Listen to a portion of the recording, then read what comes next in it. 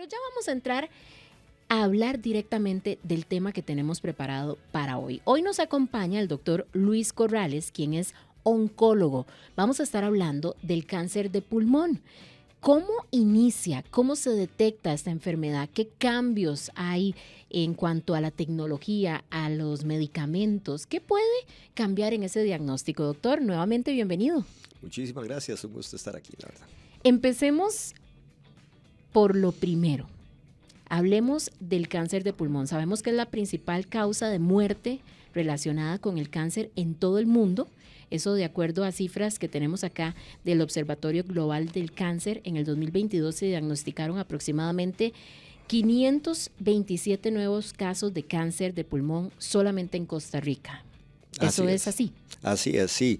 Realmente a nivel mundial es el tumor que más mata, digamos, causas por el cáncer, y esto es una de las cosas que obviamente hemos querido venir estudiando en los últimos años para ver por qué es esto y para ver qué se puede hacer para mejorar, pues obviamente esa evolución que tienen los pacientes. ¿Cómo podemos identificar los principales síntomas del cáncer de pulmón? Bueno, esto es importante. Primero, lo que tenemos que diferenciar, y tal vez para que la gente que nos escucha, hay que diferenciar entre un tumor que se origina del pulmón o de las vías respiratorias y un tumor que llega al pulmón, que muchas veces, digamos, nos dicen, bueno, es que yo tengo un cáncer de pulmón, y no, es más bien una metástasis de otro tumor que llega, digamos, a pulmón. Ahora, el cáncer de pulmón en sí es un tumor que se origina en las vías respiratorias, ¿verdad? Y desde el punto de vista de lo que hemos venido entendiendo, pues son tipos diferentes de tumores que ya conocemos en la actualidad. La manera como se presenta, pues puede ser a veces muy rápida, pero a veces sí puede ser un poco más larvada. ¿Qué cosas podemos ir viendo? Por ejemplo, tos de larga evolución, falta de aire, gente que le empieza a doler el pecho de alguna manera, pues también durante algún tiempo, gente que piensa a perder peso, perder el apetito, la energía. Todo eso son cosas que nosotros pues podemos ir pensando en empezar a estudiar, ¿verdad? Y ver si esto se relaciona o no a algo como un cáncer de pulmón. Doctor, qué complejo, porque ahora con tantas infecciones respiratorias que hay, ¿verdad? Y también muchas personas inclusive que padecieron de COVID y que a nivel de cultura general o de leyenda urbana queda como que las personas que tuvimos COVID en algún momento, los pulmones no nos quedan igual. Entonces, ¿pueden las personas como dormirse y creer que tienen otras cosas y realmente están desarrollando síntomas de cáncer? Bueno, de pulmón. eso es muy importante. Una de las cosas que nosotros tenemos que tomar en cuenta es que los síntomas no es que ocurren en unos poquitos días y ya se le quita, no. Generalmente los síntomas relacionados a un cáncer de pulmón se mantienen durante un tiempo. Entonces lo que se recomienda es que gente que tiene estos síntomas durante más de 3 semanas, es ahí donde ya es mejor consultar. Hay cosas infecciones que pueden tener, qué sé yo, tos que me dure un mes, inclusive más tiempo, inclusive también con COVID vimos gente que tenía tos durante pues bastante tiempo, pero es ahí donde nosotros tenemos mejor que estudiar, y lo que se recomienda es eso, cuando tenemos un tiempo más de 3 semanas, pues es ahí mejor consultar al médico para evaluar, ¿verdad? Si las personas quisieran conocer, de acuerdo a sus hábitos, ¿cuáles son los que pueden, obviamente siempre hablamos del fumado, ¿verdad? Pero ¿qué otros hábitos pueden generar más tendencia a desarrollar un cáncer de pulmón? Bueno, el fumado sigue siendo en Costa Rica y a nivel mundial el factor número 1 factor de riesgo para desarrollar un cáncer de pulmón. Ahora, algo importante es que existen otros factores de riesgo que pueden estar asociados y entre ahí podemos tener, por ejemplo, inhalación de humo de leña en grandes cantidades, podemos tener inhalación de hidrocarburos, podemos tener también algunas infecciones que se pueden relacionar. Hay una cuestión que se llama el radón, que es una cuestión que viene del suelo, ¿verdad? Y que es algo que que en muchos lugares donde hay poblaciones muy grandes podemos tener. Entonces realmente existen otros factores y aquí también una de las cosas que tenemos que quitar es el mito de que solamente a los fumadores les puede dar cáncer de pulmón. En Latinoamérica y sobre todo en nuestro país, pues realmente la frecuencia de pacientes que tienen un cáncer de pulmón que no tienen historia de fumado puede llegar hasta un 35%. Entonces realmente es un número importante de pacientes que no tienen una historia de fumado y que pueden desarrollar un cáncer de pulmón. Doctor, si yo tengo factores de riesgo, si yo tengo sospechas que puedo estar desarrollando la enfermedad, ¿cómo se llega a diagnosticar? ¿Cuáles son los exámenes que lo detectan? Porque sabemos que hay muchas personas de la comunidad de Así Somos que deben de estar pensando por ahí y que dicen, mira, hay algo que no está bien, voy a ponerle cuidado a esto. Bueno, lo primero es pues una consulta, ¿verdad? A un médico que pues maneje este tipo de situaciones. Si existiera pues dentro de lo que es la historia, dentro de lo que es el examen físico, algo que nos sugiera pues explorar un poco más, ahí normalmente vamos a hacer imágenes, ya sea imágenes tipo radiografía o a veces un TAC que podemos nosotros determinar bien alguna imagen que sea sospechosa y ya después de ahí pues ya entra el proceso en donde nosotros vemos algo en alguna imagen para tomar una biopsia. La biopsia es la que nos va a decir a nosotros primero si es maligno o benigno, porque hay muchas cosas que nosotros podemos ver en una radiografía o en un TAC que son benignas, ¿verdad? No son malas, pero si nosotros logramos encontrar algo maligno, ¿qué tipo de tumor de pulmón es? Y esto es ahora una de las cosas más importantes en la actualidad, definir bien el tipo de cáncer de pulmón, porque nuevamente existen un montón de tipos actualmente que sabemos y que se tratan y que se manejan de una manera diferente. Doctor, nos preguntan por acá al 57000915 y aprovecho para decirle a toda la comunidad de Así Somos que pueden enviar sus consultas si este tipo de cáncer se puede desarrollar de forma hereditaria. Ok, eso es una pregunta muy interesante. Históricamente pensábamos que no. Estudios más recientes sabemos que alguien que ha tenido un familiar de primer grado tiende a tener un poco más de posibilidades de desarrollar un cáncer. De hecho, ahora una de las cosas que se ha venido dando es que, y esto es tal vez en otro tema, es la parte del tamizaje para cáncer de pulmón, en donde la gente que tiene familiar de primer grado tienden a ser pues más tamizados o buscamos tamizarlos más para buscar ese diagnóstico más temprano. Ahí lo tienen, por acá siguen entrando consultas porque, como dijimos desde el inicio, este es uno de las enfermedades relacionadas con cáncer más comunes acá en Costa Rica. Dice, muchos saludos al doctor, qué buen programa. ¿Qué sucede cuando al fumador empieza a silbar como en la garganta? Dice, se le escucha como un silbido. ¿Eso puede tener relación con esta enfermedad? Podría tener, ¿verdad? Es una de las cosas, pero no es lo más frecuente. Nuevamente, existen otras cosas que nosotros podemos ver en un fumador que empiece a tener sibilancias, que es eso que el pitito que normalmente pues se describe. Puede tener otras causas, ¿verdad? Entre ellas está lo que es el cáncer de pulmón, pero sí pueden haber otras causas y ahí nuevamente es valorar y ver lo que está pasando, ¿verdad? Y si hay necesidad de hacer algunos otros estudios para eso. Yo creo que tenemos que poner como especial atención en el cáncer o el tipo de cáncer que desarrollan las personas no fumadoras. Porque yo siento que obviamente las personas fumadoras saben que tienen ese riesgo, ¿verdad? Cada vez son más el tema del bombardeo publicitario, ¿verdad? Para evitar tanto el fumado como el vapeo. Pero ¿qué pasa con una persona que, por ejemplo, ha convivido toda su vida con una persona que es fumadora y que no le puso tanta atención y llega a desarrollar cáncer de pulmón? Claro. ¿Es igual de agresivo? Esa es una de las preguntas que nos envían por acá. Vamos a ver, una de las cosas que sabemos es que el fumado pasivo tiene, digamos, un riesgo de tener, pues, obviamente, cáncer de pulmón por la inhalación, digamos, del humo que está tal vez teniendo a alguien con quien conviven.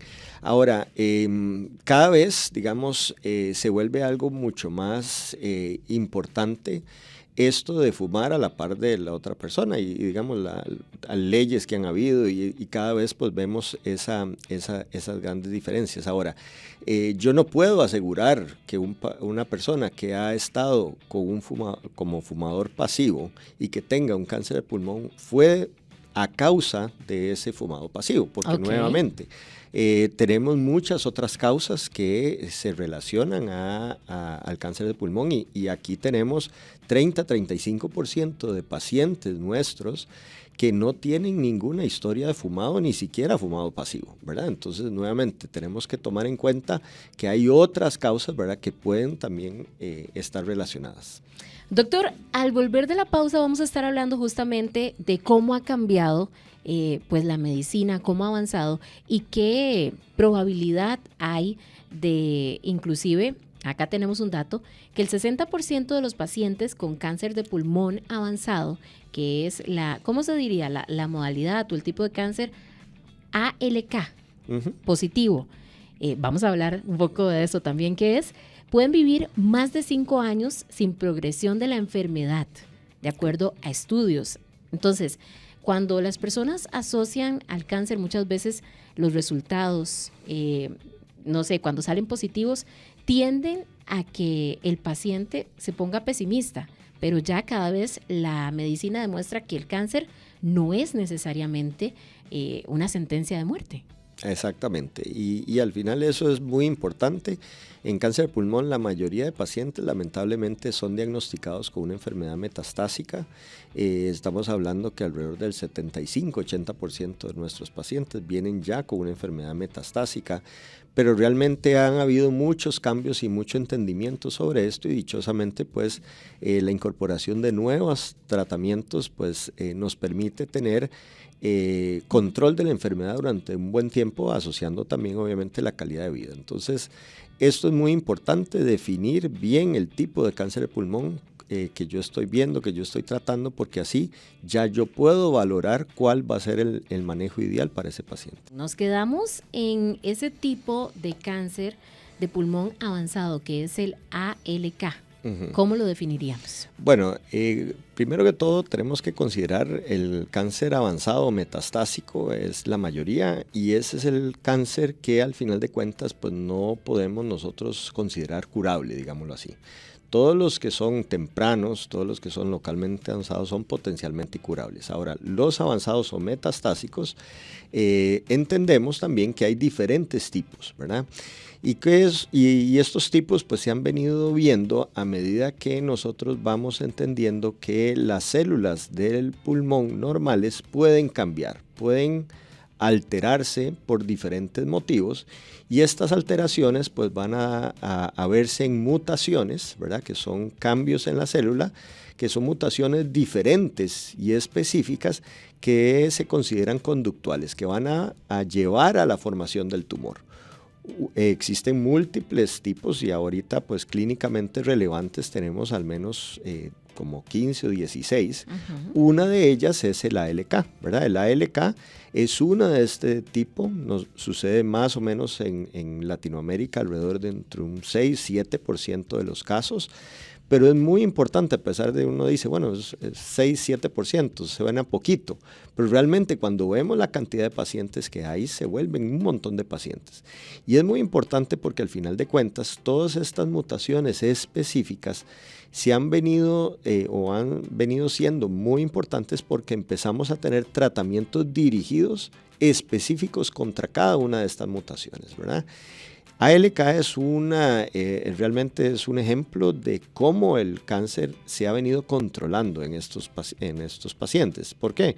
Porque hemos venido desarrollando medicamentos contra este ALK, primera generación, segunda generación, ya tenemos tercera generación, que es lo más nuevo que tenemos.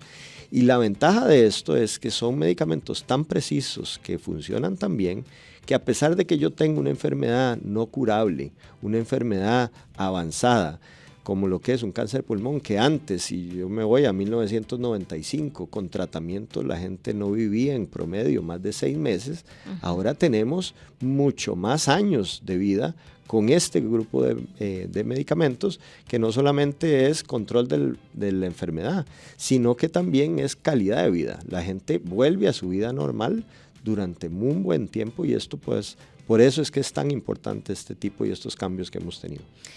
Y es que lo comentábamos anteriormente, este estudio ha mostrado una reducción continua del 81% en el riesgo de progresión o muerte y una reducción del 94% en la progresión de metástasis cerebrales en comparación con este inhibidor de ALK de la primera generación. Sí, básicamente el estudio es un estudio que se llama el estudio CROWN, que fue recientemente presentado a través de un medicamento, digamos, de tercera generación, que es el lorlatinib, que se comparó contra uno de primera generación, que es el crizotinib, y efectivamente pues demostró un beneficio muy muy importante. Se hablaba mucho de la parte de metástasis al sistema nervioso central. Algo particular de los pacientes que tienen ALK positivo es que el 90% de los pacientes cuando se consideran ALK pueden llegar a tener metástasis cerebrales. Hay una diferencia enorme en yo tener un paciente con cáncer de pulmón que tenga metástasis cerebrales a otro que no. Primero, la evolución del paciente es muy diferente. Segundo, la calidad de vida es muy diferente, ¿verdad? Entonces, este tipo de medicamentos más novedosos hacen que evite yo la formación de metástasis cerebrales en aquellos pacientes que no los tienen. Y en aquellos pacientes que ya los tenían cuando empiezan a tomar este tipo de medicamentos, hay también una respuesta. Entonces ya se vuelve un tratamiento que va a ir en contra de este tipo de metástasis que son históricamente tan difíciles de tratar. Doctor, qué interesante eso. Y podemos decir que esos medicamentos ya están disponibles en el país. Sí, los medicamentos ya están aquí disponibles, incluso también algo importante es que aquí también se hace investigación clínica, ¿verdad? Entonces todo este proceso pues ya se ha llevado para muchos medicamentos aquí a nivel del país, pero ya este tipo de medicamentos comercialmente ya están disponibles en el país, y es básicamente saber identificar bien a los pacientes, saber identificar cuáles son, digamos, los riesgos-beneficios de esto, y obviamente a través de una conversación con el paciente, brindarle los pros y contras, pero definitivamente son medicamentos que han cambiado la evolución de la enfermedad, de la evolución de los pacientes, y dichosamente pues tenemos ya pacientes que están en tratamiento aquí en el país. Muy interesante, una noticia muy esperanzadora y, como lo decíamos, que demuestra que la palabra cáncer no necesariamente es una sentencia de algo negativo necesariamente. Doctor, ¿qué recomendaciones le podemos dar tanto a las personas que, bueno, quieren prevenir al máximo estos factores de riesgo y después llegar a desarrollar un cáncer de pulmón, como a las personas que ya han sido diagnosticadas y que, bueno, están atravesando este proceso? Claro, lo primero pues es si está fumando, dejar de fumar, ¿verdad? Prácticas lo más saludables posibles. Si hay síntomas, como hablamos pues al inicio, que consulten, ¿verdad? Porque mucha gente queda con ese miedo de no consultar, ¿verdad? Y más bien se va pasando mucho tiempo, y ese tiempo es muy valioso. Entonces, a medida que ya se tenga pues los síntomas y ya la preocupación, mejor consultar para poder empezar pues todo ese proceso, digamos, que nosotros ocupamos para llegar o no a diagnosticar un cáncer de pulmón. La otra parte importante pues ya con el diagnóstico es de tener claro qué es lo que se tiene, ¿verdad? A veces es difícil cuando nosotros diagnosticamos un paciente o una paciente con cáncer de pulmón, porque tenemos que hacer algunos estudios para poder saber específicamente cuál es el mejor tratamiento para esa paciente. Entonces a veces es muy difícil esperar a veces 2-3 semanas, digamos, para poder empezar el tratamiento. Eso es parte de lo que hacemos. Y ya después de seguir las recomendaciones del tratamiento específico que le corresponde pues a cada paciente, ¿verdad? Y algo también muy importante es que, y usted lo dijo, ahora el cáncer no es sinónimo de sentencia de muerte. Hay muchas cosas que podemos hacer. Es importante importante educarse, buscar información, porque al final de cuentas lo que queremos es que el paciente, a pesar de tener este tipo de enfermedades, pueda volver a su vida normal, pueda compartir con su familia. Mucha gente sigue trabajando a pesar de tener este tipo de patologías. Hagan ejercicio, realmente al final disfrutar, ¿verdad? Que es lo que queremos, ¿verdad? Excelente, doctor. Muchísimas gracias. Y si nuestros oyentes quisieran pues contactarlo y conocer más tanto del estudio como de esta nueva opción, esta alternativa en cuanto a medicamentos se refiere, ¿dónde lo podemos contactar? Bueno, trabajo en el Centro de Investigación y Manejo de Cáncer, CIMCA. Eso queda aquí en San José. El teléfono es 4020-2222. Ahí lo tienen. Muchísimas gracias, doctor. Si quieres más contenidos como este, suscríbete a nuestro canal de YouTube.